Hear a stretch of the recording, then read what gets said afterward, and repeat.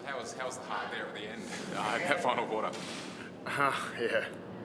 It was a frustrating end to the game. The last quarter we got trounced really. We, minus 19 contested possessions or thereabouts. We just couldn't get the ball out of our defence, and they increased their amount of pressure around the ball. And I think we hung in right to the end, but we're probably fortunate the game didn't go for too much longer. You mentioned it's frustrating, but is it also sort of satisfying in a way you can resist that much pressure and hold on? I don't feel like that right now. Maybe I'll look back on it and think that I was really. I mean, I was wrapped for big boy to be able to take that catch at the end and just have a couple of good moments and to be so influential and for him to have his family there and to be part of a win. He mentioned it to the boys after the game that it just makes it that much more special for him. And what does that say about him as a player, that he was in that spot at the end there for that crucial mark in defence? Yeah, he's not a guy who's ever shied away from being in the spotlight. He's always in the key moment. I think when you're a ruckman, predominantly, that's a key part of your role is to be the big, powerful influence. If they're poor in contests, then everyone notices. So, he's done that his whole career, and today was no different. Obviously, mate, take us back to the start, I suppose. It must have been really pleasing to get a decent start on the board, especially against the Breeze. Yeah, I thought we moved the ball pretty well early in the game, and our stoppage work, which has been a work in progress for a while, was pretty good. I thought McAvoy's battle with Witts sort of ebbed and flowed throughout the game.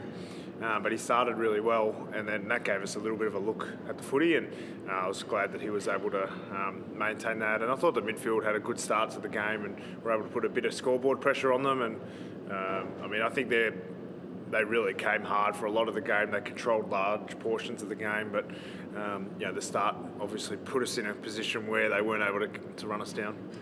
Obviously, mate, Finn McIntosh was huge today. I suppose, how big is a game like that for him overall? Yeah, I think with Finn, he's played lots of different roles for us. Defensively dominant in his games, and I think Took he's a genuine A grade player, and it kept him to three uncontested possessions for the game. So when you can play on a player that's as dominant across the competition as Took, and I think he'll take a lot of confidence out of that. His teammates love playing with him because he'll do anything to get the job done, and they're starting to really work out how to work around him in that role, and whether he plays on a midfielder or as a defensive forward, or he's played at halfback as well. So giving him that ability to play on someone and take an opposition A grader out of a game, I think really frees up some of our other players to play well, which they appreciate. And who else really impressed you today? It was Josh Wrong's first game, and he didn't look out of place at all. Took a lovely little hanger as well, which was good for him. And I think Emerson Jekka played his first full game as a defender at AFL level. It was his first win.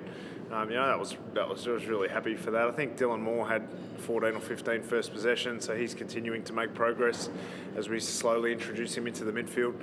So there's a handful of players who continue to work. I mean, Jack Gunston, I don't know if he kicked 5 maybe, but he looked dangerous all day, and he was not just what he did when the ball came to him, but I think he really could set everyone else up, and he really supported what was quite a young front half.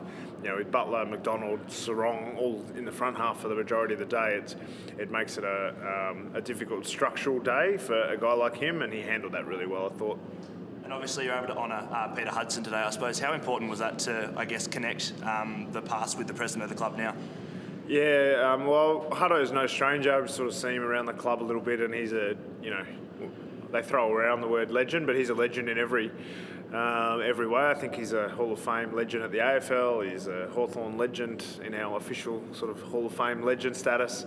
And then being that Hawthorn's got such a strong connection with Tassie, and him being from Tassie, I just get into him every time I see him about flying a helicopter to the ground just so he can kick a few goals. But to have him honoured today, I think was added a little bit of something extra, which I know the boys love Hutto because he's just one of those guys. They look at his highlights and have a bit of a laugh, and then they look at his stats and say I think he's 129 games and 727 goals or something like that. And doing the math on that is phenomenal for our boys to know that there's no ceiling.